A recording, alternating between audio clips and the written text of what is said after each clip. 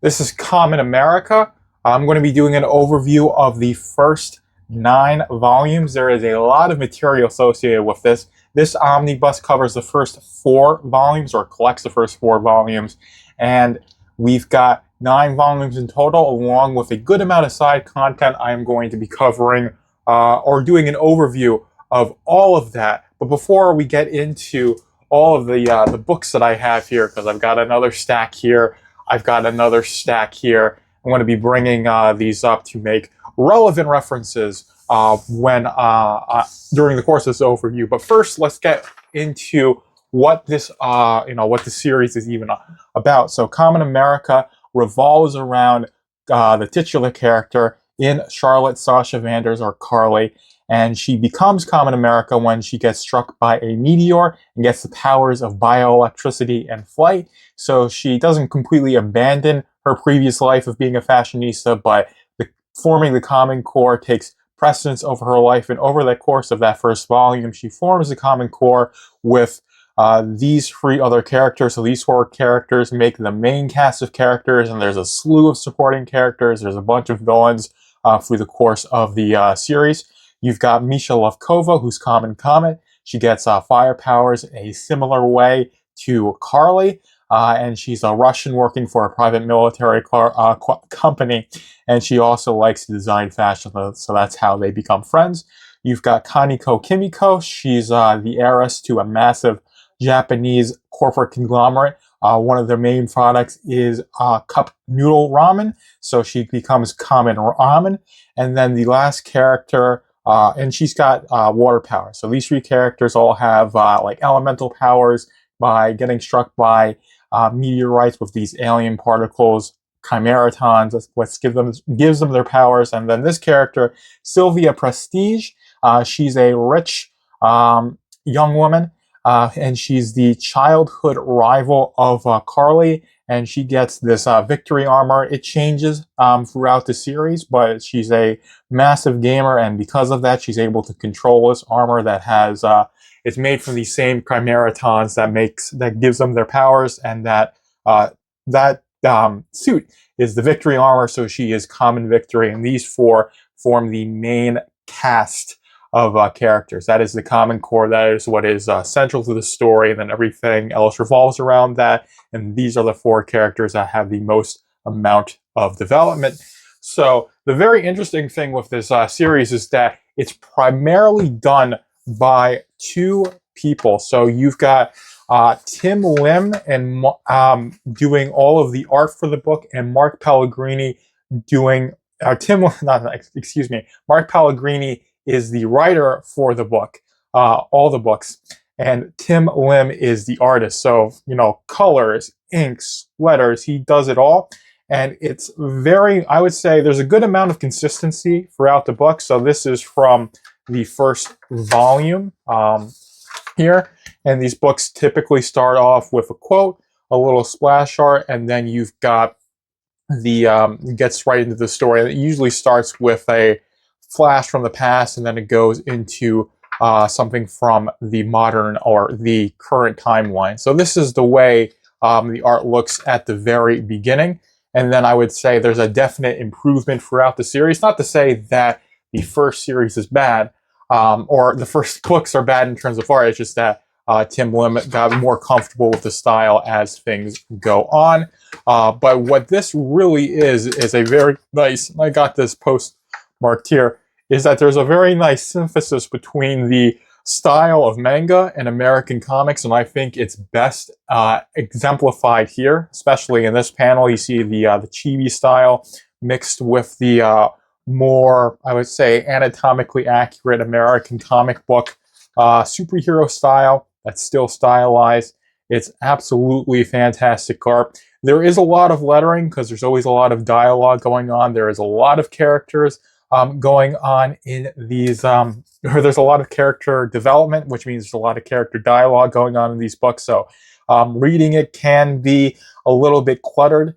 There's not too many splashes. Most pages are going to look like this, where you've got a lot of panels going on. But I think once you get into it, it's very readable, it's very digestible. And over the course of the 3 sagas, The first one being the first 4 volumes, and then volume 5 to 8 was telling the second saga, and then the current saga, the third saga, starting with volume 9, and volume 10 is what just recently released. We've also got a good amount of crossovers, so there are 2 other series that Iconic Comics does that crosses over with Kamen America. And this is a very deep crossover because Soul Finder and Black Ops, so this is Black Ops, Kamen America, Soul Finder, I believe this is volume 5 of the Black Ops series, is probably their most ambitious crossover. And then you've got Black Ops X Kamen America. And these crossovers there are relevant to the story of Kamen America, but you can read all 10 volumes and just read that and make sense of what is going on for the most part. You'll just have a more intimate knowledge if you read Soul Finder, because Father Rudder, one of the main characters in Soul Finder, makes appearances in Kamen America. You've got Penelope Freeling. She's right there. She's the titular, or not the titular, the main character in Black Ops. And you've got, I believe that's Patriot R, and that's the bunny. I think that's Black Ops. If I'm getting that wrong, I apologize. But those characters make appearances in Black Ops, so you'll have more knowledge if you read those series and you read these crossovers. They're very nice, but they're not the most necessary thing. But the way, the plot, I would say, of Kamen America is written is where that stuff, it enhances, it adds to the story, and it's not relying on these sorts of things. But all of these books, Black Ops, Kamen America, Soul Finder, they take place in the same universe. I believe it's been called the commonality, and there is, like I said, a specific timeline that covers all of these books, and it's not necessarily Kamen America Volume 1 being the beginning of it.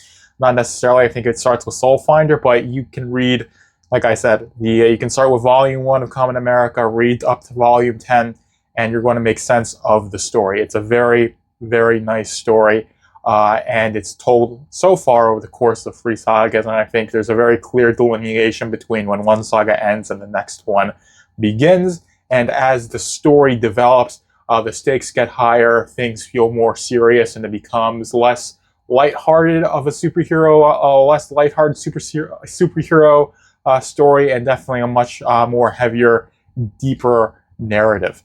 But I'm going to show off some more of the more of the cross stuff, but there's also side content.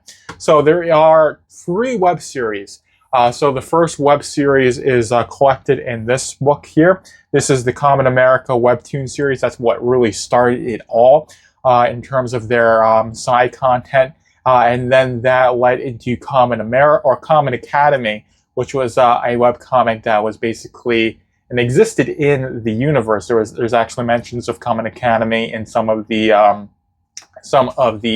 mainline books. I believe it's some point during the second saga where they mention Kamen Academy. But Kamen Academy is a web comic that chronicles a reality show where they're going to Kamen Academy, and it's very, I would say, humorous. And this has a lot of references to manga as well. I think there's definitely a lot of influence from manga in Kamen America. That's why it's such a popular series in Japan. All the books are translated in Japanese. They've had merchandising deals with Japanese companies. And I've even heard rumblings of an anime getting produced for Kamen America. And that is, of course, along with there being multiple fan books coming from the Japanese community because they're very passionate.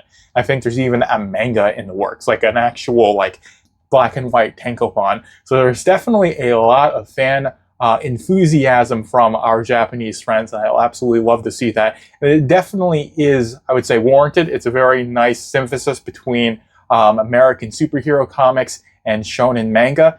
And there, like I said, I did show off some of that art. I'd say Tim Lim does use some manga drawing or some manga style in his art for this book, and I think it works very well.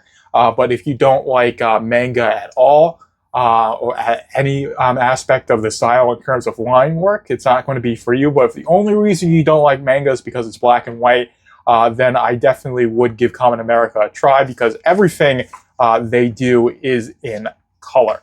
And this is just a little preview, or not preview, but this is just some of the art from the web series. This is all free on Webtoon, but of course this hardcover collects all of the Kamen America web comics, and that is very, very nice.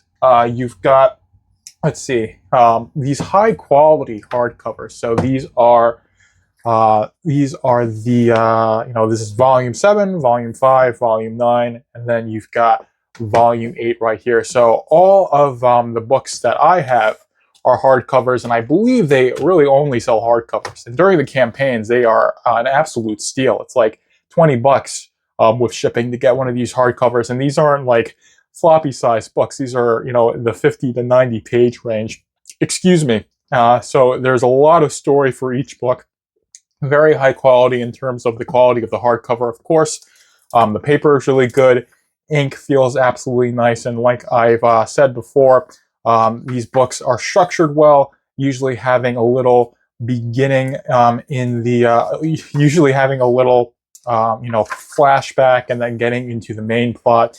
And like I said, there's a lot of cues from manga in terms of the way the characters are designed and the way everything is presented to the reader. I would say there's just this great synthesis between what makes manga appealing and what makes American comics appealing, and that's why the Japanese audience has gravitated towards it, and that's why they have a strong Western audience as well.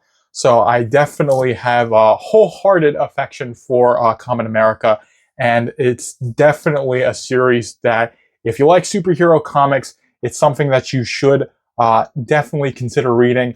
It's not going to be as traditional in terms of superhero comics, because you've got that Eastern inspiration, that manga inspiration, but there definitely is a lot to love in terms of it just being a good comic book series. And like I said, there is a lot of content.